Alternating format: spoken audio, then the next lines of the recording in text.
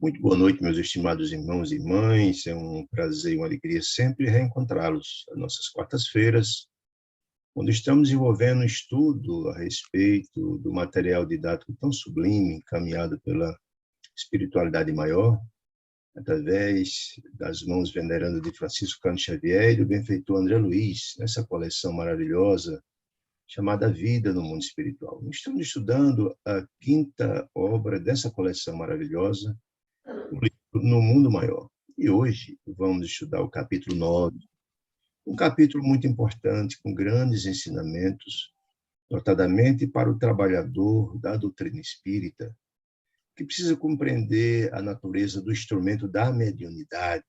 Muitos trabalham e poucos estudam a respeito do assunto e, portanto, há necessidade de mergulharmos nesses conselhos para sermos um medianeiro mais qualificado e ser mais útil à causa do bem. Que o grande trabalho da mediunidade é ser útil, é ser a ponte entre dois planos.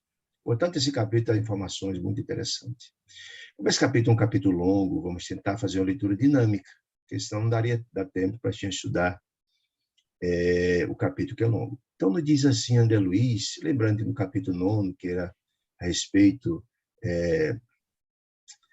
daquele jovem de Marcelo, aquele rapaz que tinha cometido graves erros no passado. Entretanto, ele tinha passado essa fase difícil e veio com uma missão importante no campo também da mediunidade, junto com a família, para trabalhar e ajudar aqueles que prejudicou no passado.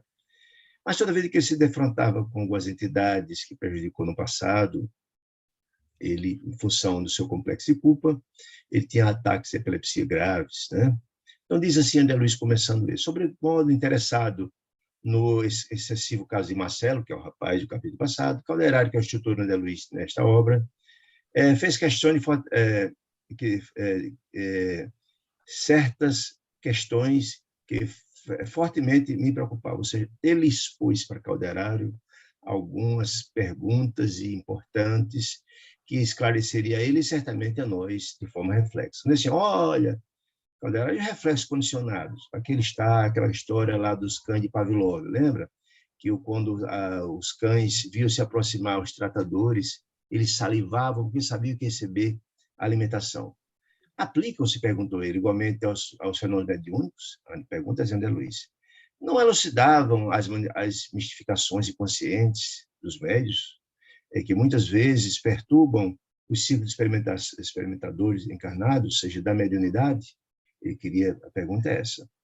Alguns estudiosos do espiritismo, diz ele, devotados e honestos, reconhecendo os escolhos do campo mediunismo, criaram a hipótese do fantasma anímico. E vou explicar o que significa fantasma anímico. Do próprio medianeiro, do médium, a qual agiria em lugar das entidades desencarnadas. Deixa eu explicar o que significa animismo. Animismo é aquele irmão que recebe as suas recordações do pretérito, já que nós hoje somos a somatória de muitas encarnações passadas, já vivemos muitas informações, muitas passagens, em cada uma dessas passagens somos personalidades distintas, e às vezes a pessoa é sugestionada por reflexos passados dessas encarnações passadas, essas recordações, e atribui essas informações à comunicação de outro plano, não dele, mas de um espírito comunicante, mas essas recordações são dele próprio. Isso é o animismo. E a pergunta dele, André Luiz, é se tem alguma relação com a história dos reflexos condicionados. Muito bem. Seria essa teoria do animismo, segundo ele, o caso vertente, o caso de Marcelo, por exemplo, sob a evocação de certas imagens que ele via, por exemplo, daqueles dois espíritos que ele viu no passado, o pensamento do médium não se tornaria sujeito a determinadas associações, o que ele fez no passado, interferindo automaticamente no intercâmbio entre os homens da Terra e os do além, ou seja, entre os vivos de cá e os vivos de lá, já que a morte não existe? É mais ou menos a pergunta que André Luiz está fazendo.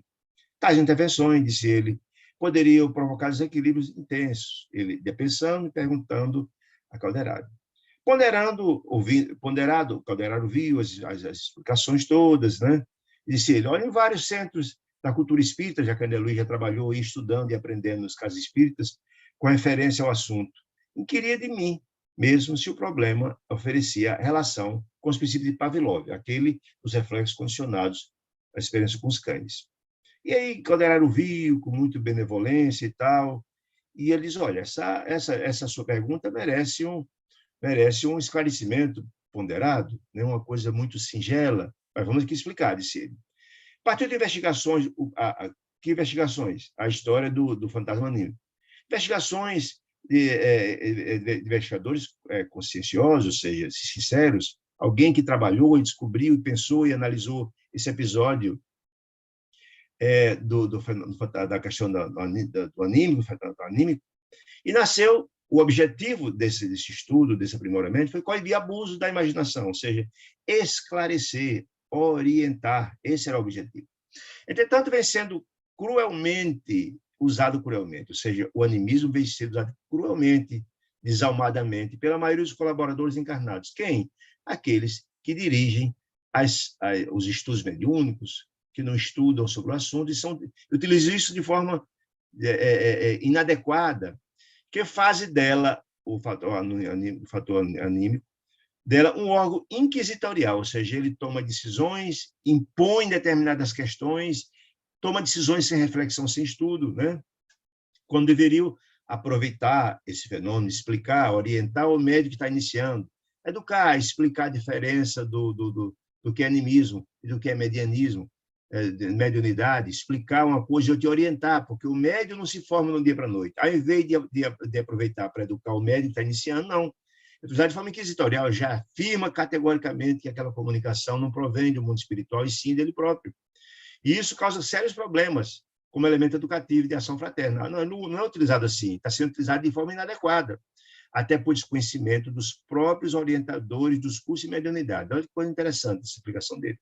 Só milhares de companheiros fogem, que milhares, como ele está falando, daqueles candidatos a médios para trabalhar. O médium tem um papel importantíssimo na consolação das criaturas infelizes, ou na consolação das criaturas que perdem entes amados, que recebem as cartas consoladoras, ou nas vastas modalidades do trabalho mediúnico, no campo da escrita, da psicografia e tantos outros, né?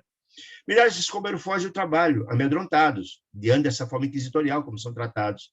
Recuam ante os percalços, entre os vexames e as dificuldades criadas por isso.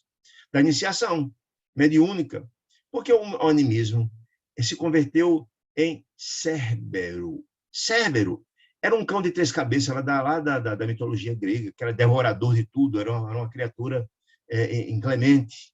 E ele está dizendo que, de repente, o animismo se transformou-se para o estudo mediúnico também no Cérbero, onde as pessoas taxativamente já afirmavam aos iniciantes da mediunidade, afirmando que aquela comunicação era anímica, não era comunicação do plano de um espírito desencarnado, não. E isso já atolharia muito o trabalho dos iniciantes da mediunidade. Está dizendo isso, olha. As afirmações sérias e edificantes, tornadas em opressivo sistema, ou seja, ao invés de educar os medianciantes, não, já afirma taxativamente, estaria tirando muitas criaturas que vieram, olha a importância disso, muitas criaturas que encarnaram com essa missão, que vieram para desenvolver o trabalho. Só que o trabalho de desenvolvimento mediúnico não é uma coisa da hora para outra. Quer dizer, vieram com o papel de não só ajudar a eles próprios, porque nós sabemos, já explicamos anteriormente, a mediunidade é um processo, a mediunidade é uma tarefa importante. Normalmente vem com a mediunidade quem tem necessidade de trabalhar, se ajudar quem prejudicou, né? É a famosa mediunidade de prova, né? Muito bem. Então, olha, milhares fogem do trabalho, recuam ante as iniciações mediúnicas, porque o animismo, já explicou, o cérebro, né? Mas, olha, tomada em excessivo sistema, impedem a consagração dos conceitos dos candidatos ao serviço, pela graduação natural, do aprendizado, da harmonização, do aprendizado, do estudo, para entender o fenômeno, entender o que é animismo, entender o que é mediunidade, né? Do aprendizado e da aplicação. Porque não existe mágica, gente. O processo, tudo segue um processo evolutivo, né? E a mediunidade não é diferente, quer dizer isso. Então, reclamam-se deles absoluta precisão, quando isso não é possível. Você não encontra já o médium já nasce pronto, isso não existe, né? Precisão, esquecendo essas lições elementares da natureza. O que ele está falando com isso, gente? Porque a natureza não dá saltos, não é?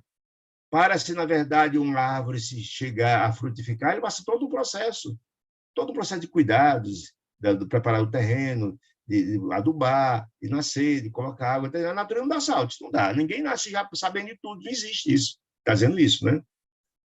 Recolhido o castelo teórico, ou seja, esses orientadores, ao invés de educar, vai para a mera teoria, sem olhar a prática. Inúmeros amigos nossos, disse ele, que se reúnem para o elevado serviço de intercâmbio, de mediunidade, com a nossa esfera, o mundo espiritual, não aceitam comumente os servidores que hão de crescer e de aperfeiçoar-se com o tempo e com o esforço. Já quer pegar o profissional, já quer pegar, na verdade, o médio pronto. Isso não é realidade, não é possível.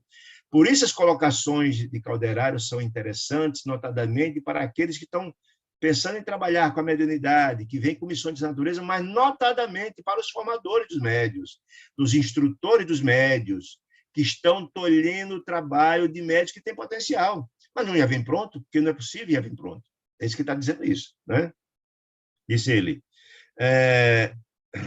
Exigem esses orientadores, esses instrutores, meros aparelhos de comunicação, como se a luz espiritual se transmitisse da mesma sorte que a luz elétrica, com a lâmpada vulgar. Você botasse um pluguezinho, ligasse, desligasse. Colocar na mesa mediúnica e recebia tudo pronto. Não funciona assim, está dizendo, não. Mas, nenhuma árvore nasce produzindo, e qualquer faculdade nobre requer burilamento, transformação, aprendizado, estudo, esforço. Não tem mágica nisso, disse ele. Porque a natureza não dá saltos. A mediunidade tem, pois, a sua evolução, como em tudo na vida, seu campo, sua rota, né? Tem sua evolução gradativa, seu campo, seu tempo e sua rota. E eu me lembro aqui da história de Divaldo Pereira Franco. Quem leu o livro, quem viu a história dele, viu o filme, viu como na verdade foi. Divaldo começou a receber as psicografias através de Joana de Anjos, que não disse a ele inicialmente que era ela. Só depois de um longo trabalho de aprendizado, um longo trabalho de adestramento, que ele começava a receber. Depois de todo esse processo, quando ela estava preparado, e foi um trabalho de longos anos, é que ela apresentou-se e disse que era ela. Até então, ela dizia a ele que era um amigo espiritual e só. E ele recebeu várias. E ele disse, não, agora você está pronto, explicou qual era a missão, disse quem era ela, e mandou rasgar todas as psicografias que ele tinha feito antes. Por que rasgar? Porque ele fazia parte do processo de aprendizado dele. Não, mas são 9 etapas. Tudo que você tinha, bota no fogo, rasgue, jogue fora. Aquilo fazia parte do seu treinamento, do seu processo de aprendizado. Ora, se um médio do porte de Divaldo Pereira Franco, dos mais importantes do mundo hoje, foi assim, os demais não seria diferente.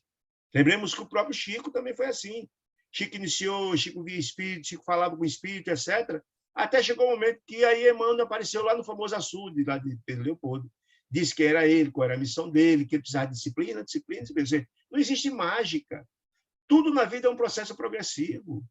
Por que não deveria ser assim? Então, essas informações que eu deram são de suma importância para quem vai estudar a mediunidade e para quem dirige também o processo, né? Muito bem. Não é possível laurear, entenda-se, o estudante que é premiado no final de um curso universitário, aquele mais sábio, aquele que aprendeu, aquele que se desenvolveu melhor. Não é possível laurear o estudante do curso superior, disse ele, sem que ele tenha tido suficiente aplicação nos cursos preparatórios, estudado muito, né? Através de anos de luta, de esforço e disciplina. Porque não existe mágica, né? Ninguém aprende sem passar pelo esforço, pela luta, explicar isso, né? Daí, André disse ele, é legítima a preocupação da artesanista, ou seja, ela é importante, né? Que pretende fechar toda a responsabilidade do trabalho espiritual numa cabeça única, que é o instrumento mediúnico. E a gente sabe que não funciona assim, gente. Não funciona assim. Para que o trabalho mediúnico aconteça, e nós já vimos isso em obras pretéritas, estudadas aqui por nós, André Luiz, é todo um trabalho feito. Nós vimos que o trabalho, a própria formação do médium, ela é imensamente difícil. O médico tem que ter disciplina alimentar, disciplina psicológica, não pode no dia usar álcool, já vimos isso, não pode se alimentar demais, não pode comer carne, uma série de questões outras, para que o aparelho mediúnico estar em condições de as comunicações acontecer. A gente estudou isso lá atrás, lá em André Luiz. Por outro lado, nós vimos também que o trabalho não é simples, que a camarada senta e recebe a mensagem, não. Há um trabalho das duas esferas. Há uma equipe de instrutores na sala mediúnica, há dos instrutores, dos médicos, ficam aguardando, né, do doutrinador, que vai conversar com o espírito, mas o trabalho que é desenvolvido do outro lado é muito mais intenso, muito mais metódico. É lá onde, na verdade, a equipe mediúnica, do lado de lá de desencarnados, é que faz a triagem que vai se comunicar. É lá onde é feita, ver quem é o médico que está em condições de receber. É todo um trabalho, não é só sentar e receber, como muitas pessoas imaginam. Não, não é assim. Há necessidade de verificar quem está em condições ou não de receber, quem o espírito tem condições de também se comunicar ou não. É dito a ele o que tem que falar ou não. Então, não é coisa singela, ele está explicando, né? Precisamos, disse ele, de apelos do mais altos. Que apelo mais altos? Esse que o próprio Calderaro está fazendo no André Luiz. De orientações, de informações, para despertar quem vai trabalhar na mediunidade e quem também vai orientar. Precisa de orientações para que a gente eduque, para que a mediunidade utilize com a instrumentalidade para que ela foi criada, ou seja, de toda uma utilidade que ela precisa. Milhares e milhares e milhares de criaturas precisam das comunicações mediúnicas, quer seja na Consolação, quer seja nos livros edificantes, e por aí vai. Quantas entidades diferentes que precisam incorporar para receber as energias anímicas, para que eles possam receber as informações e as orientações, ser doutrinados.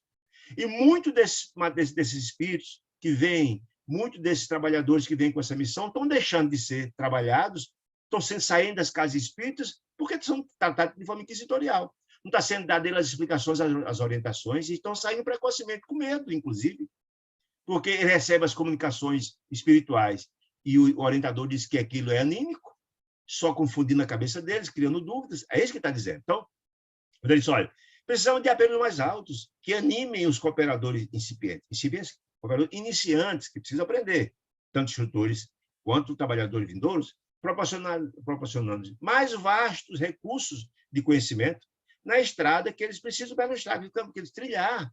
Porque é um processo, ninguém aprende a andar, ninguém nasce andando, não precisa aprender todo o processo de engatear até andar. É isso que quer dizer isso, né?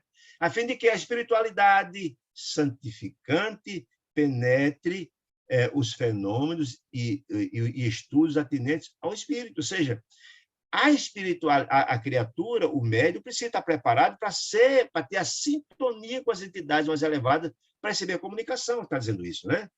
Fez pequeno intervalo e tal, começou. Mas uma sugestão, a história do reflexo condicionado. O reflexo condicionado, disse Calderaro, enquadra-se efetivamente no assunto. No entanto, cumpre investigar, disse ele, o domínio das mais graves apreciações, isso não é uma coisa tão singela. Olha, os animais de Pavlov, aqueles cachorros, que quando percebiam a chegada do tratador, já começavam a salivar, porque fazia associação com a hora de receber a alimentação. Isso é o condicionamento reflexo condicionado, né? Os animais de Pavlov demonstravam capacidade mnemônica, ou seja, de raciocínio, né? De memorização dos fatos por apreciações mentais espontâneas, ou seja, associavam uma coisa a outra. E os passos, naquela hora, imaginavam comida, né? Isso quer dizer que mobilizava matéria sutil, ou seja, o raciocínio, o pensamento deles, né? Independente do corpo denso. Do corpo, na verdade, fazia uma associação, quando ia os passos, e começava a salivar. O corpo pensava a sentir já o sabor da comida, mais ou menos assim, né? Que jogava com as forças mentais, esse aparelhamento de impulsos primitivos dos animais, dos cachorros, né? Se as consciências fragmentadas do experimento lá de Pavlov eram capazes de usar essa energia da mente e também do corpo, né? Ele quer dizer isso, né? Provocando a repetição de determinados fenômenos no corpo celular, no corpo de carne, o cachorro fazia associação. Que prodígio, não diz Calderaro, não realizará a mente humana de um homem, cedendo não a meros reflexos condicionados, ou seja, o fato de ouvir o passo chegar e determinada coisa, não só isso não, mas a emissão de uma mente em sintonia com a dele, do mente do desencarnado com o encarnado. O que é que não poderá acontecer? Muito mais, mas muito mais do que isso. As possibilidades são mútuas. Estou falando de um ser, de um animal irracional com um homem, que tem todas as possibilidades, até porque dizia Kardec que todos nós somos médiuns, todos nós recebemos intuições, orientações, informações, comunicações de dois planos. Então, o que é que não poderia fazer uma mente apta a recepcionar essas informações, né? Dentro de tais princípios, é imperioso, disse ele, que o intermediário, ou seja, que o médium cresça em valor próprio, ou seja, instrui-se, eleve-se, faça a sua reforma íntima, transforme-se, porque gradativamente ele vai sendo preparado para. Quanto mais ele se eleva, compreende, estuda, entende o fenômeno, fazer a distinção, inclusive, do que é mediunidade e do que é o animismo, ele vai poder fazer a diferenciação, mas só com o tempo. E também está transformado num instrumental mais confiável, guardar mais sintonia para poder a espiritualidade superior utilizá-lo, né? Ocorrências extraordinárias, se eles desconhecidos ocupam a vida, em todos os recantos. Todo canto tem episódios múltiplos, né? Mas a elevação, o que quer dizer com isso? A elevação, gente, condiciona a fervorosa procura. Ou seja, quanto mais nos esclarecemos, quanto mais nos elevamos, mais nós nos reformando intimamente, as conexões vão se abrindo. A gente vai se abrindo as sintonias com entidades mais elevadas e as capacidades nossas de assimilação, de compreensão vão se dilargando, vão aumentando, não é? Quanto mais a gente estuda, quanto mais a gente cria sintonia com mais alto, nós vamos aprimorando nossa antena receptiva, é isso que está colocando, né? Pessoal, ninguém receberá as bênçãos da colheita. Eu acho isso sensacional. Ninguém receberá as bênçãos da colheita sem o suor da sementeira. É possível colher sem plantar? Não é, né? Então, ninguém colherá sem plantio. E essa sementeira, até preparar a terra, colocar semente no solo, adubar e etc., até frutificar, é um processo. E o médio não é diferente disso. Não tem como. Não é possível colheita sem plantio, isso quer dizer isso. Lamentavelmente, disse ele. Porém, a maior parte dos nossos amigos parece desconhecerem. Que amigo que está falando, gente? Dos candidatos a médio, mas muito mais ele está falando dos instrutores, das imposições de trabalho e de cooperação. Não é possível o processo de renovação sem todo esse processo de preparação. Deve se preparar o nosso instrumental para recepcionar, se não passar por essa fase, não é? Não existe, ninguém aprende a levantar sem cair, faz parte do processo, é uma luta interna de cada um de nós. Está explicando isso, né? Muito bem. Os instrumentos mediúnicos, disse ele, os médios, é automaticamente desclassificado, se não tem a felicidade de exibir absoluta harmonia com os desencarnados no campo tríplice. Que tipo que ele está falando? A mente, que é a mente de onde promana todos os sentimentos, as informações, o espírito fala através da mente, no perispírito, que é onde reside a mente, e no fisiológico, o corpo físico, que nada mais é do que a roupagem do perispírito. Ou seja, há uma necessidade de todo um processo de preparação desse instrumental. Nós já vimos lá atrás, o processo é trabalhado mentalmente, fisicamente, disciplina, mental, tudo, para estarmos receptivos às comunicações espirituais, notadamente das unidades mais elevadas, há todo um trabalho de preparação. Não há milagre nesse processo, está dizendo isso, né? Não há. Né? Mas quer se exigir nas casas de espírito, como é que chega pronto? Como fosse uma luzinha que você liga o plug, liga ou desliga, e recebe as coisas perfeitas. Não é assim. Por isso que ele está mandando essas informações para que nós, todos espíritas que trabalham no campo de instrução, abram os olhos, que a gente está descartando muita gente boa com missão importante, exigindo perfeição que não existe. Não existe isso. Está dizendo isso, né? Muito bem. Compreende a dificuldade? Perguntou o André Luiz. E aí ele disse, olha... André ficou tão fascinado com as explicações, e ficou só observando, não fez pergunta nenhuma. Aí continuou ele, Calderaro. Você percebeu? Percebeu, sim, André Calderaro entendeu as perguntas, etc., continuou dizendo ele. Símbolo, vamos buscando um símbolo mais singelo, uma exemplificação. Figuremos o médio como se fosse uma ponte. A ponte contra, gente. A ponte entre os dois planos, né? Uma ponte a ligar as duas esferas, a esfera do corpo físico, a esfera da materialidade e com a espiritualidade, né? Essa ponte, o médium é uma ponte, né? Entre as quais, as duas esferas, se estabeleceu a aparente solução de continuidade, ou seja, para você barrar, você passar dessa fronteira vibratória, há que ter uma preparação, né? Em virtude da diferenciação da matéria física da matéria espiritual, do campo vibratório. Ninguém rompe esse campo vibratório sem a senha, para se conseguir a senha, para se conseguir a intermediação, há que ter uma preparação, está explicando isso, né? Muito bem. Para ser instrumento exato, ou seja, confiável, preparado, ele é imprescindível, gente, haver aprendido a ceder. Ceder o quê? Ceder o seu aparelho mediúnico em condições da manifestação espiritual. Nós já vimos lá atrás que quando acontece a manifestação espiritual, o espírito se afasta um pouco e oferece o seu corpo físico para ser utilizado pelo espírito comunicante. Mas ele não perde o controle desse processo. Nós já vimos lá atrás. Não perde o controle, não. ele faz todo um processo de filtragem. Ele não perde o controle, porque, afinal de contas, o corpo é dele. É dele, ele tem o controle. Mas, para isso, o médico tem que se educar para tal. Você está falando, aprender a ceder o aparelho orgânico dele para o espírito se comunicar. Mas isso é um processo. É um processo de renúncia, de sofrimento, o médico sofre. Não é uma coisa singela, não. É uma luta muito grande, de renúncia muito grande. Então, ceder em todos os artífices da oficina mediúnica realizam, a breve trecho, tal aquisição, que reclama a devoção e a felicidade do próximo. Ou seja, ele é um instrumento que vai se utilizar para consolar, para orientar, para passar a próxima informações. Ele é o instrumental, não é? É preciso ele aprender a ceder, é preciso ele ter a maturidade, a compreensão e a renúncia para servir desse instrumento. Se ele não tiver, não vai adiantar. Ele não vai ser um instrumento confiável, né? Da felicidade do próximo. É levada a compreensão, essa compreensão do bem coletivo, porque ele é um instrumento de Deus, utilizando para prestar um serviço relevantíssimo de conselho, de aconselhamento, de orientação e de página edificante para a coletividade, para o próximo, né? Avançado espírito de concurso fraterno e de serenidade, serena superioridade nos atritos com a opinião alheia.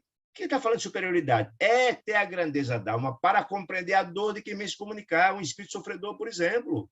Ele tem que ter a grandeza para compreender o sofrimento daquela criatura e não repreendê-lo só, não é isso. Mas ele tem que ter o controle do processo. Ou seja, se não fosse esse controle do médium, equilibrado, estudado e preparado, as entidades viessem iriam quebrar tudo, ia confusão, usar a linguagem inadequada. Para isso, o médium tem que estudar, compreender, para poder ele ceder, entender que ele é um instrumento de Deus na educação dos filhos de Deus. É isso que ele está dizendo. Por isso, as orientações são muito importantes que o Calderari está dando para todos nós, né? Mas, olha, para conseguir a edificação desta natureza, ou seja, para atingir esse patamar de utilidade no serviço, né? Diz ele, né? Faz mistério o refúgio. Que refúgio? A guarda. Aonde? Na morada dos princípios superiores. Onde é que fica isso, gente? Está lembrado? Naquele castelo de 3 andares que Calderari falou, que embaixo é o purão, no meio é o consciente, em cima é o superconsciente, onde há a conexão com o sublime, onde buscamos oferir luzes para fortalecer. Pronto, essa morada tem que ser nesse 3º andar. Há necessidade da gente de refugiar lá, buscar ajuda do divino, do sublime, né? A mente do servidor, do médium, a de fixar-se na mais alta, na zona mais alta, do 3º andar, lembra? É aquela mesmo, onde aprenderá o valor das concessões, das concepções sublimes, compreenderá o papel, a grandeza do ser útil, etc., renovando-se e elevando-se para constituir elemento padrão dos que lhe seguem a trajetória. Que padrão? De ter um instrumento confiável para, na verdade, ter sintonia com as entidades mais elevadas e receber essas informações. Porque se não há sintonia, não há comunicação com as entidades mais elevadas. Essa é a grande questão. Muito bem. O homem, disse Calderari, para auxiliar o presente, é obrigado a viver no futuro da raça. O que é que ele diz isso? Nós teremos que ser os instrutores das entidades mais infelizes? Sim. Ora, como é que eu não posso dar o que não tem? Eu preciso estar num padrão de moralidade e de compreensão para poder ser útil, ser o instrutor daquela entidade feliz que chega, ou ser o instrumento pela qual vai se comunicar com o doutrinador, por exemplo. Mas se eu não posso dar o que não tem, é isso que ele está nos dizendo, né? A vanguarda, ou seja, o processo evolutivo que está mais na frente, requer uma certa solidão. Sim, é muito fácil, a gente chega a determinadas questões que não tem mais determinados procedimentos, por exemplo, você é censurado. A gente vai ver isso mais na frente, né? Então, você fica meio isolado. Se você destoa no padrão vibratório da massa, você está um pouquinho mais de compreensão, você é até discriminado. Um certo bullying, né? Chega no local, você não bebe, você não fuma, tudo. Mas que senhora quer ser santo? Mais ou menos assim, né? Muito bem. Está dizendo, uma certa solidão. E também incompreensão. As pessoas não entendem que você passou daquela fase, incompreensão. E, por vezes, dolorosas essas incompreensões. Até atribuído a gente, a gente que eu estou falando, as pessoas que atingem esse patamar, não é? Comportamentos como se fosse alguma coisa snob, e não é, ao contrário, você já atingiu um patamar, está explicando uma certa compreensão. Todavia, disse ele, essa condição, diz ele, repreende o artigo da lei. Que é a lei que ele está falando? A lei divina, né? Que nos estatui adquirir para depois dar. Ninguém pode, gente, mostrar um caminho se você não passou por ele. Ninguém pode esclarecer ou dar informações se você não tem ainda. Está explicando isso, né? Muito bem. Fenômeno, disse ele. Fenômenos, não lhe importa a natureza do fenômeno mediúnico. É forçoso reconhecer que assediu a criatura em toda parte. Ele traz um grau de desconforto para o medianeiro. Nós sabemos disso, né? A ciência, ou seja, a compreensão legítima do medianeiro é uma conquista gradual, um processo gradativo. Das forças e operações da natureza, que se mantêm ocultas na nossa acanhada compreensão. Ou seja, ele está dizendo que essas informações já estão a uma certa predisposição. Nós já temos em germe e gradativamente vamos despertando, vamos crescendo. Está explicando isso. E como somos filhos, disse ele, de um Deus revelador, o que significa isso? Deus vai nos concedendo as informações conforme a capacidade que temos de recepcionar. Essa foi a estratégia de Jesus. Ele não ia falar conceitos elevados, não tem capacidade de compreensão, dizer que a luz em excesso ela ofusca e não esclarece, mais ou menos isso. Deus vai nos mostrando, nos revelando gradativamente. Conforme você vai se esforçando e vai atingindo um patamar de renovação, as informações vão chegando. O próprio processo da doutrina espírita é de revelação gradativa. Não adianta ter conceitos de mundos felizes que a gente não tem capacidade de entender o nosso. Essa é a história. Então, olha, e como somos filhos de um Deus revelador, infinito em sua grandeza, é de esperar tenhamos sempre à frente ilimitados campos de observação, que vão se abrindo, Quando a gente vai atingindo patamar de compreensão, vão se abrindo outros, vão se abrindo as janelas perceptivas. Essa é a verdade. Cujas portas de quê? Desses campos se abrirão ao nosso desejo de conhecimento, estudo, a vontade de investigar, de estudar, de aprender, a maneira que agradecemos nosso instinto meritório. Na hora que conseguimos atingir determinados patamares, ninguém chega a um patamar, um degrau acima, se não chegar ao anterior. É isso que eu estava dizendo, é um processo. Por isso, André, consideremos que a mediunidade mais estável, ou seja, mais equilibrada e mais bela, começa entre os homens no império da intuição pura, ou seja, da sintonia, quero dizer isso. Né? Aí ele traz 2 exemplos extraordinários para poder explicar isso. Trazendo de Moisés e de Jesus, disse ele, olha, Moisés desempenhou sua tarefa. Ele é um extraordinário médium, não recebeu os mandamentos. Talvez a primeira mediunidade, psicografia, que é o mandato do meu conhecimento, traçada na pedra. Muito bem. Deu sua tarefa, compelido por expressões fenomênicas que o cercavam. Recebeu, com emoção imensa, os princípios do decálogo, dos 10 mandamentos, né, no Monte Sinai, né?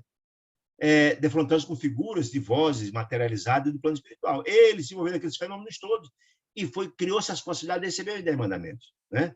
Isso não significa que ele tinha uma elevação extraordinária, um homem, certamente, um espírito com uma certa elevação, mas diz, olha, ele, cercado por aquela circunstância, recebeu os 10 mandamentos, disse ele. Entretanto, disse ele, ao mesmo tempo que transmite o não matarás, está os 10 mandamentos, não parece muito inclinado ao inquebrantável respeito pela vida alheia. Lembra que no próprio lá nos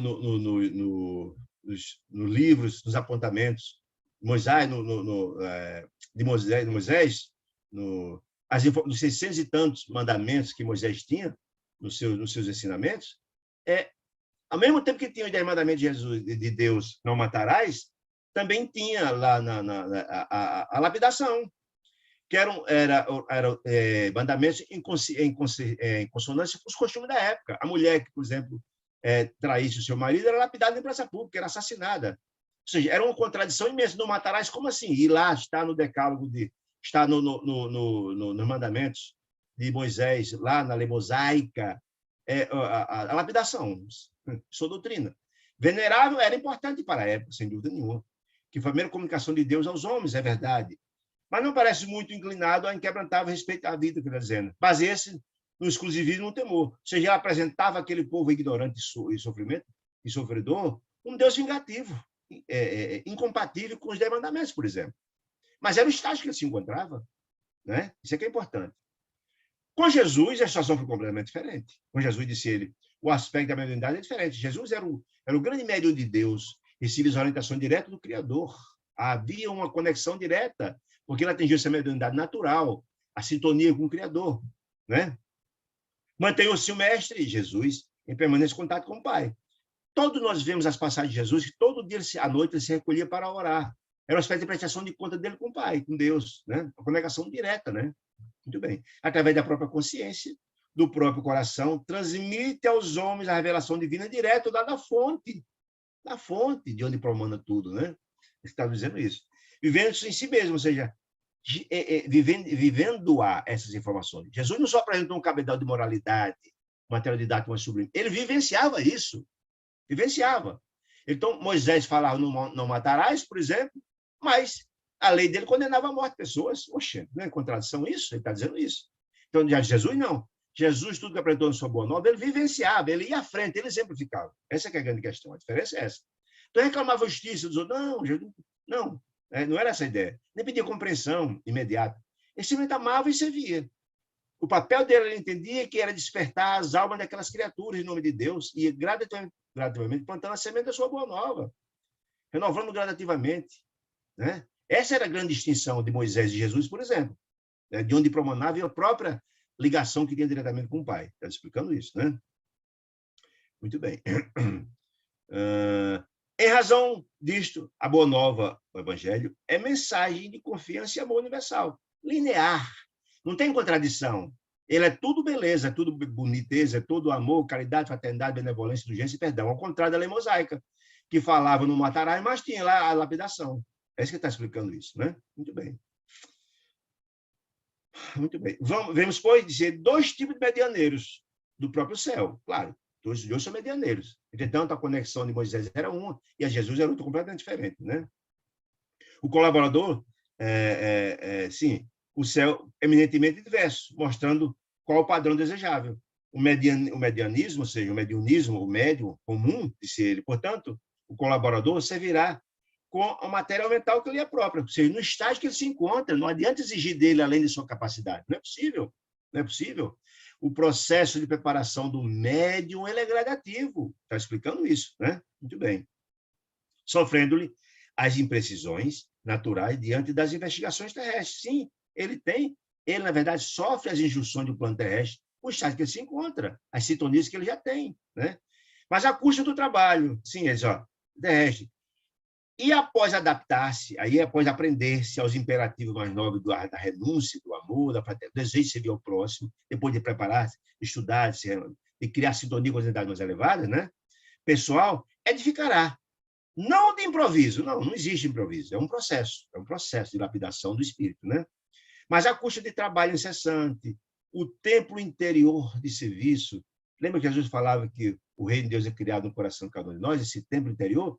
Esse templo vai sendo trabalhado gradativamente, né? No qual, nesse templo, reconhecerá a superioridade dos planos divinos acima dos caprichos humanos. Ele vai abrindo mão das suas questões pessoais, ele vai abrindo mão do seu orgulho, etc., para colocar a sua vida a serviço de Deus. Ele entende que ele é um mero medianeiro, ele mesmo é um mero executor da vontade de Deus. Essa que é a grande diferença. Ele vai gradativamente assimilando isso com sua reforma íntima, com o trabalho, etc. Ele vai entendendo que o trabalho, a missão dele é muito maior do que o interesse pessoal dele.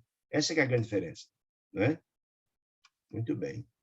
Mas, atingida essa realização, esse patamar de escalderário, estará preparado para sintonizar-se com o maior número de desencarnados e encarnados. Ou seja, quando ele tiver com o instrumental mediúnico adequado, ele vai se preparando, ele vai estar em condições de ter conexão com as entidades mais elevadas, mas também ser o instrumento para trabalhar com as entidades menos felizes, né? Oferecendo-lhes como a ponte benfeitora, para ser essa ponte entre os dois planos. Ele vai estar sendo capacitado ele terá a senha de acesso onde as entidades podem utilizá-lo, o seu instrumental, para o trabalho do bem. Oportunidade em que de se encontrarem uns com os outros. Quem está falando qual? Dos dois lados da vida, os encarnados, os vivos de cá com os vivos de lá, né? Na posição evolutiva, em que permanece. Permaneça, mas sintonizando com as entidades mais elevadas e sendo instrumental para o trabalho, através de entendimentos construtivos. Sim, isso é um processo do tempo, do trabalho, do dia a dia, do estudo, da renúncia, né? Devo dizer que não cogitamos aqui de faculdades acidentais, ou seja, se utilizadas de forma esporádica, uma vez ou outra, não, que aparecem e desaparecem entre candidatos ao serviço, sem espírito de ordem e disciplina. Não, não é. Esse é um processo. Ele está dizendo que só se atingir esse patamar no decurso do tempo, com a disciplina e com o trabalho. Verdadeiros balões de ensaio. Poderá que aconteça que uma comunicação chegar e sumir, porque o médium não está preparado para. Ele pode ser um instrumento, sim. Se não existe um mais preparado para ser utilizado para uma mensagem que vai ser útil, mas ele não está preparado ainda para um trabalho continuado. Explica isso, né? Para os voos do porvir, né? Balão de ensaio para os voos do porvir, ou seja, para ele entender que é portador da mediunidade, mas precisa ser trabalhado para. No futuro ele será instrumental? Será. Ele vai trabalhar, se renovar. Muito bem. Referimos-nos à mediunidade aceita, disse ele, pelo cooperador e mobilizável. Aceita por ele, ou seja, eu sei que eu tenho mediunidade, mas preciso me trabalhar. Eu preciso aceitar que tenho mediunidade e trabalhar, se melhorar, se estudar, preparar, se renovar. Né? Por isso que ele está falando, aceita pelo colaborador e mobilizável essa mediunidade, o instrumento, em qualquer situação, para o bem geral. Ou seja, que tem um filtro, que ele, na verdade, com o instrumental pronto, ele será a ponte, mas é um esforço, ele tem que aceitar essa tarefa. A pessoa que mediunidade não se trabalha, tem medo, etc., foge, etc., não vai atingir esse patamar. Muito bem. Comentando atividades e tarefas, devemos salientar os padrões que lhes digam respeito. E este é o característico da instrumentalidade espiritual das esferas superiores. Ou seja, ele é um intérprete, e só atinge esse patamar avançando-se, evoluindo-se. Logicamente, ele é impossível alcançá-lo de vez. Toda obra impõe começo. Porque o processo evolutivo ele é gradativo, é uma gradação. É a própria natureza funciona assim. Ele falou assim, da árvore. O médium não é diferente. Ele tem que aceitar a tarefa e lutar para melhorar-se, para que tenha um instrumental confiável para o trabalho da espiritualidade maior. A explicação é essa. Como revelar-se nos olhos? Sim, André Luiz ficou emocionado com todas aquelas explicações recebidas e tal. Então, Caldeira explicou. Monte ficou a reflexão e tranquilizou-me. Reportando-nos ainda, diz Caldeira, ao Cristo. Cristo o que é, gente? Ele é um modelo e guia da humanidade. É um modelo. Cristo é um modelo. Né? Importa-nos reconhecer que o mestre viveu insulado, isolado, né? No monte divino da consciência. Qual? Naquele terceiro andar, na conexão com o Pai. Ele veio insulado, ele veio isolado ali. Isolado lá, na faixa mais elevada dos 3 andares, abrindo caminhos aos vales humanos, ou seja, ele abria as possibilidades para servir, abria seu coração e tinha contato com os malfeitores, com prostitutas, coletores de impostos, com ladrões, porque ele ia plantar semente. Mas a conexão era com Deus. Ele vinha de lá, descia para servir. Mas a conexão era lá. O sentimento do seu coração estava lá na altura, na mais altura, né? Muito bem. Plantando a semente da Boa Nova. Claro, está que nenhum de nós, diz Calderário, nos obriga a pretensão de copiar Jesus, não. Nós estamos num patamar muito distante dele, está dizendo isso. Contudo, precisamos inspirar-nos em suas lições. Porque Jesus é o guia. Devemos nos inspirar nele, olhar ele como um modelo e guia da humanidade e buscar nas suas perfeições para nos estimular ao aprendizado, para nos estimular ao crescimento. Devemos beber nessa fonte fecunda que é Jesus de Nazaré, o diretor dessa grande escola chamada Terra, onde existe um material didático mais sublime, que foi portador Jesus. Está explicando isso. Né? Muito bem. Aí só olha, há milhões de escalderários, de seres humanos. E aqui ele faz uma gradação. Encarnados e desencarnados, de mente fixa, na região menos elevada dos impulsos inferiores. O porão, lembra, gente, que eu falava sempre, andar de baixo? Absorvido pelas paixões instintivas, pelo instinto, pela animalidade, pelos remanescentes do pretérito, envelhecido, ou seja, lembra que nós falamos que o porão ele reflete muito, ele interfere muito na vida atual nossa? Sim. O homem velho dorme lá no nosso porão. A grande luta nossa é para sufocar, transformar esse homem velho e alimentar um homem novo. Esse Deus interior que todos nós temos. Esse é o processo. Mas quando continuamos fixados lá nos nossos vícios, nossos instintos, né? Presos nos reflexos condicionados, das sugestões, né? No mal que fizemos. Quando vemos, lembramos daquelas sugestões, quando não cometendo os mesmos erros. Das comoções perturbadoras, disse ele. E que inermes, ou seja, inertes, se entregam se entregaram àqueles vícios, não conseguem sair do canto, não conseguem andar. Outros, disse ele, tantos, mantêm-se, Jorge a carne, fora dela, encarnados encarnados, na atividade desordenada, hoje, hora vai um pouquinho, hora desce de novo, em manifestações afetivas, sem rumo, não há conexão, não há um norte, não há um objetivo, fica lá marcando passo, né? No apego desvairado à forma que teve quando encarnado, aos bens materiais que passou, ou a situação que não mais se justifica, ligada à matéria, gente que desencarna e fica aqui, junta as coisas, dá uma importância aos bens, ligada à materialidade, que não consegue desligar daquilo, que ficam intrigados quando um filho ou uma esposa, não sei mais o quem, vende um bem que era dele, como se fosse ainda dono daquilo, fica lá ligado à materialidade, numa infelicidade terrível, né? Outro, disse ele, ainda, para na posição beata do misticismo religioso exclusivo, que vai lá, ora, vai, acontece, fala, acha bonito, mas sem realizações edificantes. Isso é fé sem obras. Você tem a compreensão, mas nada faz para levar. Não dá nenhuma utilidade à fé. E o campo, para ser lavrado, precisa de esforço, precisa de botar a enxada na terra e trabalhar. Senão, não vai ter colheita, é isso que quer dizer isso. Fé sem obra, diz que é terrível a fé sem obra. Você tem a fé, mas não bota ali em movimento, não adianta. O que é a caridade, senão o amor em movimento, a fé em movimento? Né? Muito bem. Pessoais é do setor da experiência. Não se preocupam em colocar aquilo em prática, no mérito. E que os integre ao quadro da legítima evolução, não, elevação. Se você tem aquela compreensão, vai, reza e volta, vai, reza e volta, e não faz nada. Não coloca aquela fé em prática, não coloca aquela compreensão em prática, você está marcando passo, não sai do canto, não é? E quando chega ao mundo espiritual, essas criaturas sofrem, que acham que vão para o céu direto, que acham que vão lugares iluminados. E não tem mérito, não tem mérito. Não colocou em prática o que aprenderam, que viram, né? Subtraindo do corpo, essas criaturas de si, do corpo físico. A situação prossegue, quase sempre inalterada, para o organismo perispírito. Perispírito, gente, é a morada do espírito. O corpo de carne é apenas e tão somente a vestimenta desse perispírito. Só o perispírito continua o mesmo, quando ele está encarnado, fruto do trabalho paciente e longa evolução. Se ele não avançou, continua do mesmo jeito que estava. As pessoas imaginam que quando desencarnam vão virar anjo. Não existe isso, gente. Nós somos a mesma criatura, encarnado e desencarnado. Com única diferença. Quando você está aqui encarnado, você pode parecer cordeiro, quando na verdade é lobo, você pode disfarçar. Lá não, você é como é, não tem essa história. É a mesma criatura, bom ou mal, transparecerá luz ou sombra, porque o estágio aparecerá de forma clara. Está explicando isso, né? Muito bem. Esse organismo constituído, o perispírito, morada do espírito, embora de elementos mais plásticos, amoldáveis significa esse plástico isso, e sutis, ainda é difícil material de retenção da consciência. Lembra da história dos escaninhos da alma? Lembra da história do porão? Está lá, guardado tudinho, tudo que fez, o que não fez, está lá guardadinho, nada foge. Nada, absolutamente nada foge. Está tudo guardadinho lá. Está no perispírito, guardado lá nos escaninhos, no porão. Né? Muita gente, disse ele, no plano da crosta, encarnado.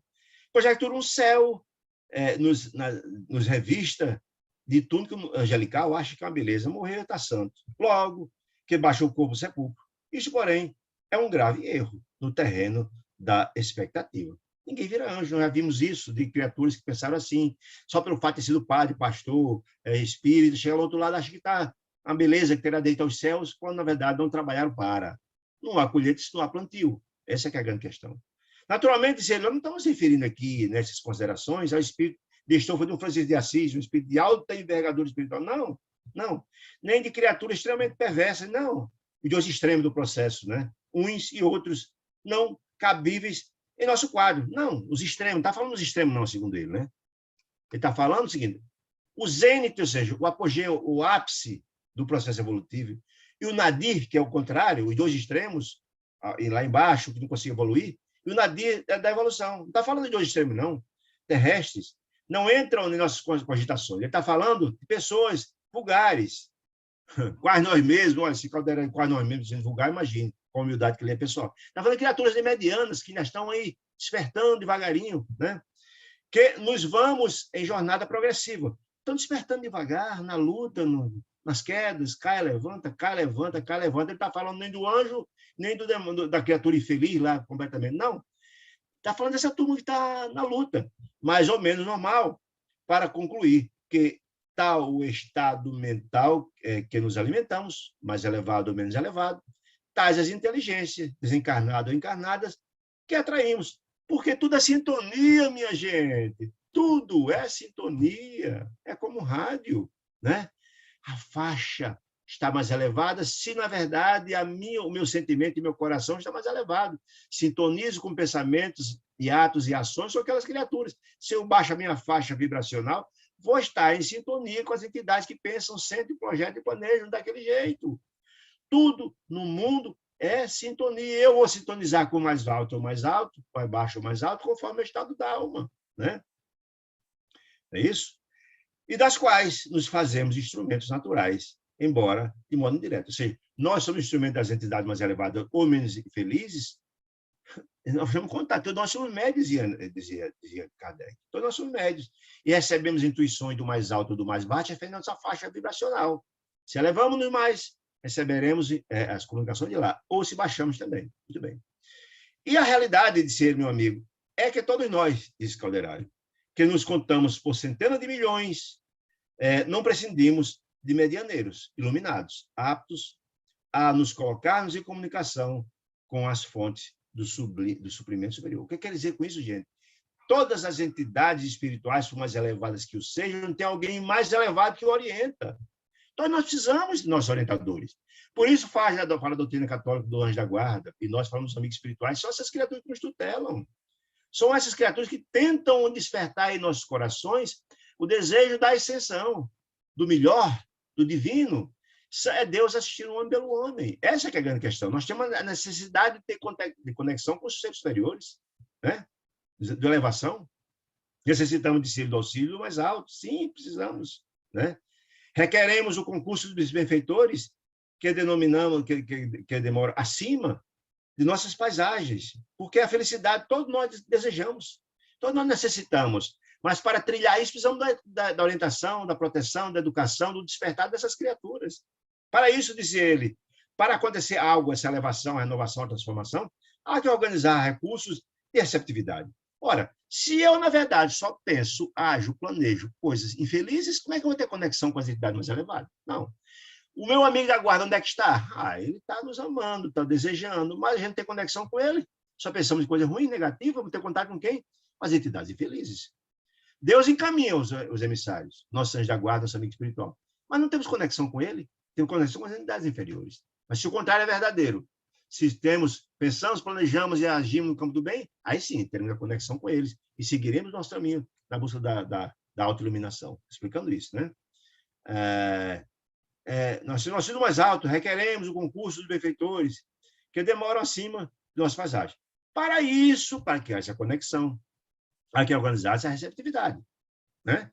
Nossa mente sofre a sede de luz.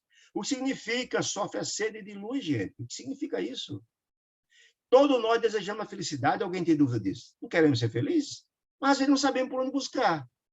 Confundimos a felicidade com a alegria, e às vezes um ato que nos comete com alegria de pronto é uma coisa errada, que não é isso, não é felicidade. Nós confundimos as coisas. Porque dizia Jesus que nem só de pão vive o homem. Jesus não dizia isso? O que significa isso?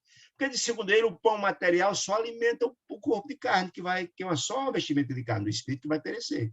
Mas nosso espírito precisa do pão espiritual.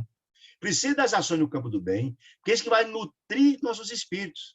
Segundo André Luiz, no livro Nosso Lar, no capítulo 18, onde diz que, onde fala que amor é o alimento das almas, está explicado isso. Dona Laura explica isso, que o carro precisa do combustível, o homem precisa do pão material para nutrir o corpo de carne, mas que o espírito precisa de amor, né?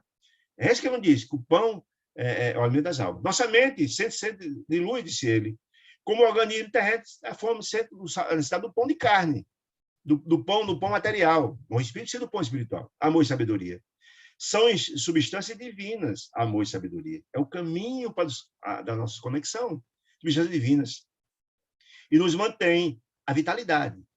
Que vitalidade está falando, gente? Da nutrição espiritual, do pão do espírito. Dizia Dona Laura que quando Jesus fala amai-vos uns aos outros, significa alimentai-vos uns aos outros. Então, a gente ama uns aos outros, nós estamos alimentando o nosso espírito, não o corpo de carne, que é o pão material. Mas o amai-vos aos outros, Jesus dizia, alimentai-vos uns aos outros. Dê amor, pratique a caridade, faça a fraternidade, o amor, a benevolência, o Jesus, o perdão. Esse é o pão espiritual. Essa é a nutrição espiritual, estão dizendo, né? Essa é vitalidade. O instrutor fez uma pausa e tal. Ele perguntou, compreendeu, né, Luiz, essas informações? Compreendes agora que a importância da mediunidade, ou seja, de ser medianeiro de dois planos, da importância dessa conexão entre dois planos, isto é, da elevação de nossas qualidades receptivas do instrumento, ou seja, de afiar o instrumento. Como é que, na verdade, eu posso tocar numa orquestra se meu violino está desafinado? É mais ou menos a mesma coisa.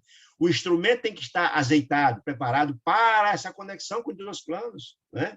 Para alcançar a necessária sintonia com os mananciais de vida superior.